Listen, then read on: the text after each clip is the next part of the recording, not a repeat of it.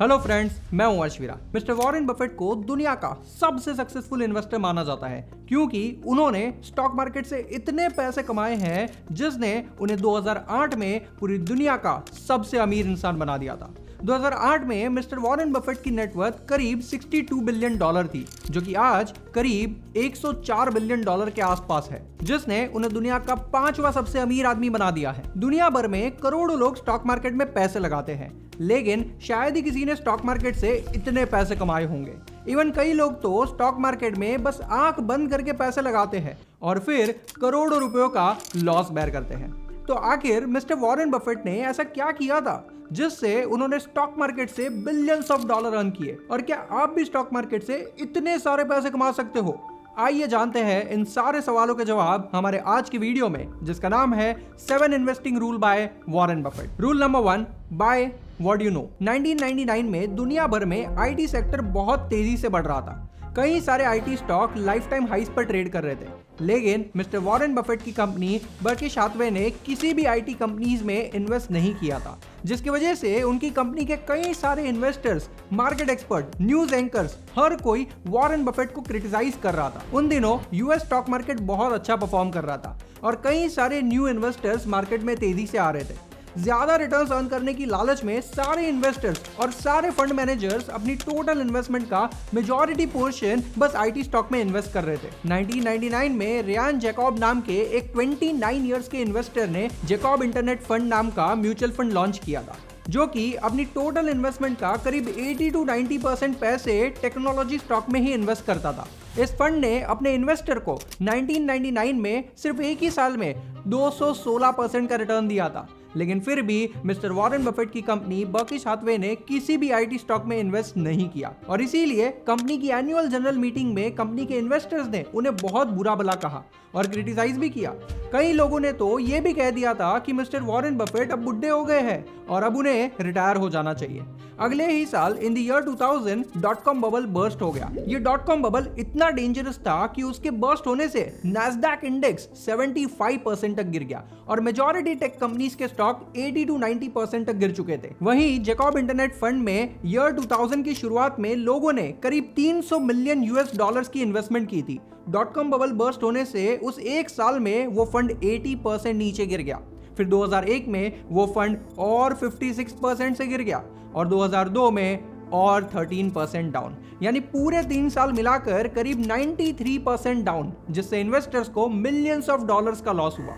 और दोस्तों, ये तो सिर्फ एक फंड का डेटा है। ऐसे तो कई सारे इन्वेस्टर्स और फंड मैनेजर्स थे जिन्होंने अपने करोड़ों रुपए इस .com बबल बर्स्ट में गवा दिए थे। अब क्योंकि मिस्टर वॉरेन बफेट की कंपनी ने किसी भी टेक कंपनी में पैसे नहीं लगाए थे, उन्हें उतने ज्यादा लॉसेस नहीं हुए और कंपनी की एनुअल जनरल मीटिंग में कंपनी के सारे इन्वेस्टर्स ने वॉरेन बफेट की बहुत ज्यादा तारीफ की और उन्हें लंबा स्टैंडिंग ओवेशन भी दिया। जब मिस्टर वॉरेन बफेट से इंटरव्यू में पूछा गया कि उन्होंने क्यों किसी आईटी कंपनी में इन्वेस्ट नहीं किया, तब उन्होंने कहा क्योंकि उन्हें पता नहीं था कि उन टेक कंपनीज का फ्यूचर क्या होगा। उन कंपनीज का बिजनेस मॉडल क्लियर नहीं था और इसीलिए मिस्टर वॉरेन बफेट ने कभी उन कंपनीज में पैसे इन्वेस्ट नहीं किए। 2016 में मिस्टर वॉरेन बफेट ने आईटी सेक्टर में अपनी पहली मेजर इन्वेस्टमेंट की थी in Apple by investing around $32 billion. Apple IT sector में अब एक मेजर प्लेयर बन चुका था और उसके प्रोडक्ट, टेक्नोलॉजी, बिजनेस मॉडल और ग्रोथ पर उन्हें भरोसा था, और इसीलिए पिछले कुछ सालों में मिस्टर वॉरेन बफेट ने अपनी मेजर इन्वेस्टमेंट एप्पल में की है और आज उनके टोटल पोर्टफोलियो का करीब 40% इन्वेस्टमेंट एप्पल में ही है। Number 2, invest with discipline. US stock market में 3,500 से भी ज्यादा कंपनीज लिस्टेड है। ऑन एन एवरेज एक mutual fund manager 80 to 90 companies में पैसे इन्वेस्ट करता है, and as per survey retail investor on an average 30 to 40 companies में इन्वेस्ट करता है। लेकिन आपको ये जानकर हैरानी होगी कि मिस्टर वॉरेन बफेट के $347 बिलियन के पोर्टफोलियो का ऑलमोस्ट 90% पैसा सिर्फ 10 ही कंपनी में इन्वेस्टेड है, और तो और 50% पैसा सिर्फ 2 ही कंपनीज में इन्वेस्टेड है, 40% in Apple and 10% in bank of America. जब मिस्टर वॉरेन बफेट को एक इंटरव्यू में ये पूछा गया था कि आप इतने सारे पैसे सिर्फ कुछ चुनिंदा सिलेक्टेड कंपनी में ही क्यों इन्वेस्ट करते हो, and why not in 300-400 companies, तब उन्होंने कहा था हम सिर्फ उन्हीं कंपनी में पैसे इन्वेस्ट करते हैं जिसमें number 1 long term growth potential होता है, नंबर 2 कॉम्पिटेंट और ऑनेस्ट मैनेजमेंट होता है, नंबर 3, उसकी परचेस प्राइस अट्रैक्टिव होती है। एंड नंबर 4, उस इंडस्ट्री की हमें पूरी समझ होती है। ऐसे स्टॉक्स मिलना बहुत ही मुश्किल है जो कि इन सारे पैरामीटर्स पर क्वालिफाई हो सके, और इसीलिए हम बहुत ही कम कंपनीज में इन्वेस्ट करते हैं। तो दोस्तों, आपको भी अपने पैसे यूं ही किसी भी स्टॉक में इन्वेस्ट नहीं करने चाहिए, सिर्फ फंडामेंटली स्ट्रॉन्ग स्टॉक में ही इन्वेस्ट करने चाहिए।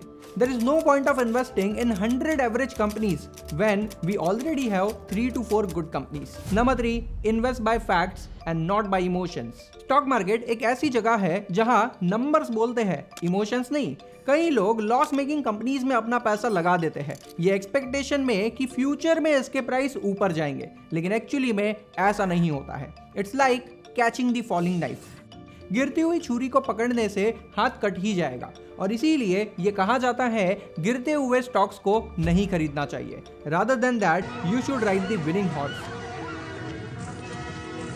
आइए इसको एक एग्जांपल से समझते हैं। सितंबर 2018 में इंडिया की leading private sector bank Yes Bank के खिलाफ आरबीआई ने एक ऑर्डर जारी किया था। According to that order, company के सीईओ मिस्टर राणा कपूर को यस बैंक छोड़ने का ऑर्डर दिया गया था, और उनके खिलाफ कई सारी इन्वेस्टिंग एजेंसीज ने इन्वेस्टिगेशन शुरू कर दिया था। कंपनी के नॉन परफॉर्मिंग असेट्स बहुत तेजी से बढ़ रहे थे, जिसे कंपनी ने पहले डिस्क्लोज नहीं किया था, लेकिन अब कंपनी को उन सारे एनपीएस को मैंडेटरीली डिस्क्लोज करना पड़ेगा, जिसकी वजह से कंपनी के लॉसेस बहुत तेजी से बढ़ने लगे।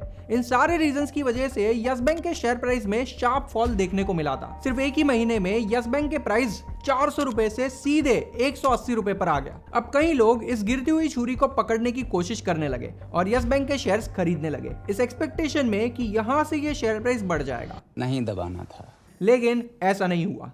आपको जानकर हैरानी होगी कि 2 साल बाद वही यस बैंक का शेयर प्राइस 180 रुपए से सीधे 10 रुपए पर आ गया। इन्वेस्टर्स को करोड़ों रुपए का लॉस हुआ। आज भी कई लोग यस बैंक के शेयर्स को सस्ता समझकर खरीद रहे हैं, लेकिन ये उनकी गलती है, जिसका पछतावा उन्हें जरूर आने वाले समय में होगा।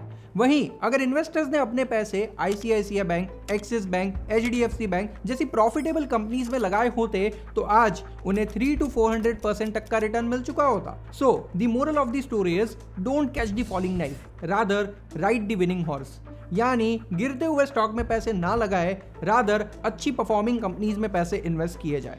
Number 4, when opportunity knocks, open the door. Buy low and sell high. Stock market investors के लिए ये एक गोल्डन रूल है, लेकिन शायद ही इसको कोई फॉलो करता है। अकॉर्डिंग टू दिस स्ट्रेटेजी, आपको अच्छे स्टॉक्स तब खरीदने चाहिए जब वो लो प्राइस पर मिल रहे हो, ना कि तब जब वो अपने लाइफ टाइम हाइस पर चल रहे हो। ज्यादातर रिटेल इन्वेस्टर यही गलती करते हैं और फंस जाते हैं। रिसेंटली कोविड-19 के वक्त स्टॉक मार्केट क्रैश हुआ था, तब कई सारी ब्लू चिप कंपनीज के स्टॉक पानी के भाव में मिल रहे थे, और यही सही समय था स्टॉक मार्केट में लॉन्ग टर्म इन्वेस्टमेंट के लिए अच्छे स्टॉक्स को पिक करने का। लेकिन तब रिटेल इन्वेस्टर्स मार्केट से डर जाते हैं और इन्वेस्ट नहीं करते हैं। इंडिया की लीडिंग आईटी कंपनी विप्रो के शेयर प्राइस जून 2019 में यानी बिफोर कोविड करीब 300 रुपए के आसपास थे, but due to Covid crash March 2020 में ये स्टॉक गिरकर 160 रुपए तक आ गया था, और यही खरीदने का सही समय था। कोविड-19 खत्म होने के बाद मार्केट रिकवर होना शुरू हो गया। देखते ही देखते दिसंबर 2021 में विप्रो का प्राइस 700 रुपए तक पहुंच गया। अब जो लोगों ने इस अपॉर्चुनिटी का फायदा उठाया, उन्होंने सिर्फ 1 से 1.5 साल में अपने पैसों को 4 गुना कर दिया, और जो लोगों ने इस अपॉर्चुनिटी को ग्रैब नहीं किया, वो लोग बस देखते ही रह गए। तो दोस्तों, जब भी स्टॉक मार्केट में क्रैश होता है, तब अच्छी कंपनी के शेयर्स अगर सस्ते भाव पर मिल रहे हो तो जरूर खरीद लेने चाहिए। ऐसी अपॉर्चुनिटीज को मिस नहीं करना चाहिए। Number 5, invest for long term. कई बार आपने ये नोट किया होगा कि आपने किसी अच्छी कंपनी के शेयर्स खरीदे हैं, खरीदने के बाद उसके प्राइस ऊपर भी जाने लगे, लेकिन आप सिर्फ 20 to 30% प्रॉफिट लेकर ही उन शेयर्स को बेच देते हो, और आपके बेचने के बाद उस शेयर के प्राइस और भी तेजी से बढ़ने लगते हैं, और फिर आपको पछतावा होता है। हमारे कई सारे क्लाइंट्स भी ऐसी ही गलती कर देते हैं और फिर पछताते हैं। One of my friend who is also my client mister दर्शित मकवाना, जिसको पहले से स्टॉक मार्केट में बहुत इंटरेस्ट था, और मेरे कहने पर मेरे दोस्त ने स्टॉक मार्केट में इन्वेस्टमेंट की शुरुआत की। 9 जून 2021 को मिस्टर दर्शित ने अदानी पावर के 50 शेयर्स खरीदे थे एट 154 रुपीज पर शेयर। वैसे तो दर्शित ने ये शेयर्स लॉन्ग टर्म के लिए खरीदे थे, लेकिन 6 महीने बाद जब अदानी पावर का प्राइस 244 पर आ गया, दर्शित ने अपने सारे शेयर्स बेच दिए और प्रॉफिट बुक कर दिया। तब तो मेरा दोस्त बहुत खुश हुआ, लेकिन कुछ दिनों बाद जब यही अदानी पावर का शेयर प्राइस 410 रुपए पर पहुंच गया, तब उसे पछतावा हुआ। सिमिलरली हमारे कई सारे क्लाइंट्स ने डीमार्ट के आईपीओ में पैसे लगाए थे और उन्हें 299 रुपीस पर शेयर्स अलॉट भी हो चुके थे। यही शेयर्स की लिस्टिंग 600 रुपए पर हुई थी और कई सारे शेयर होल्डर ने अपने शेयर्स बेच दिए, लेकिन आज वो पछता रहे हैं क्योंकि आज डीमार्ट का शेयर प्राइस करीब 4000 रुपए तक पहुंच चुका है। यानी अगर उन्होंने तब डीमार्ट के शेयर्स को 600 पर नहीं बेचा होता और लॉन्ग टर्म के लिए इन्वेस्ट किया होता तो आज शायद उनके पैसे 10 गुना तक बढ़ चुके होते। So moral of the story is don't sell stock in short term, rather buy it for long term. जब मिस्टर वॉरेन बफेट से एक इंटरव्यू में ये पूछा गया था कि what is the best holding period for any security, तब उन्होंने कहा था forever. Point number 6, don't be afraid to sell losing stock. मान लेते हैं कि आप कोई एग्जाम दे रहे हो जिसमें आपके सामने एक क्वेश्चन के 4 ऑप्शंस अवेलेबल हैं और इन 4 में से सिर्फ एक ही आंसर करेक्ट है। आपने क्वेश्चन रीड किया और ऑप्शन ए मार्क कर दिया, लेकिन कुछ समय बाद जब आपने आगे के कुछ क्वेश्चंस रीड किए तब आपको रियलाइज हुआ कि पिछले सवाल का जवाब तो हमने गलत मार्क कर दिया है। उसका करेक्ट आंसर ऑप्शन बी है। अब आप क्या करोगे? ऑब्वियसली आप पीछे जाकर अपना आंसर चेंज कर दोगे। बस इसी तरह इन्वेस्टिंग में भी आपसे गलती हो सकती है। कई बार हम किसी की बात सुनकर या फिर कोई न्यूज़ देखकर भी स्टॉक खरीद लेते हैं, लेकिन हमारे खरीदने के बाद वो स्टॉक कंटिन्यूअसली नीचे जाने लगता है। तो ऐसे में हमें क्या करना चाहिए? हमें वो स्टॉक्स को बेच देना चाहिए even though we are in losses, क्योंकि अगर हमने ऐसा नहीं किया तो आने वाले समय में उस स्टॉक के प्राइसेस और भी नीचे जा सकते हैं और ये लॉस और भी ज्यादा तेजी से बढ़ सकता है। पेटीएम ने अपने 18,300 करोड़ के आईपीओ को सक्सेसफुल बनाने के लिए करीब 300 करोड़ रुपए खर्च किए थे as issue expenses, which also include marketing expenses, जिसकी वजह से कई सारे रिटेल इन्वेस्टर्स फंस गए थे। पेटीएम ने अपने आईपीओ से पहले मार्केट में इतना ज्यादा हाइप क्रिएट कर दिया था कि बार बार मना करने के बावजूद भी कई सारे लोगों ने पेटीएम के आईपीओ में पैसे लगा दिए थे। पेटीएम ने आईपीओ में अपने शेयर्स को 2150 रुपए पर इशू किया था, लेकिन शेयर्स की लिस्टिंग इशू प्राइस से करीब 10% नीचे हुई थी। मैंने पर्सनली मेरे कई सारे क्लाइंट्स को ये शेयर्स बेच देने की एडवाइस दी थी, लेकिन कई लोग उस छोटे लॉस को देखकर डर चुके थे और वो ये लॉस बुक नहीं करना चाहते थे, इसीलिए उन्होंने वो शेयर्स को नहीं बेचा। उसके बाद क्या हुआ ये तो आप सबको पता है। पेटीएम का शेयर प्राइस 2150 से सीधे 500 रुपए तक आ चुका है, जिसकी वजह से इन्वेस्टर्स को करीब 75% तक का लॉस हो चुका है। तो जो लोगों ने तब 10% लॉस बुक नहीं किया उन्हें आगे जाकर 75% लॉस बेयर करना पड़ा। इसी तरह मिस्टर वॉरेन बफेट ने भी कई गलतियां की थी। 2016 में मिस्टर वॉरेन बफेट की कंपनी बर्कशायर हाथवे ने एयरलाइन इंडस्ट्री में बहुत बड़ी इन्वेस्टमेंट की थी, लेकिन मई 2020 में बर्कशायर हाथवे ने करीब $4 बिलियन की इन्वेस्टमेंट लॉस में सेल कर दी और एयरलाइन इंडस्ट्री से एग्जिट ले लिया। उनका ये कहना था कि एयरलाइन इंडस्ट्री अब बहुत ज्यादा चेंज हो गई है और अगर हम इसमें इन्वेस्टेड रहते तो हमें और भी ज्यादा लॉस हो सकते थे और इसीलिए हमने इससे एग्जिट ले लिया।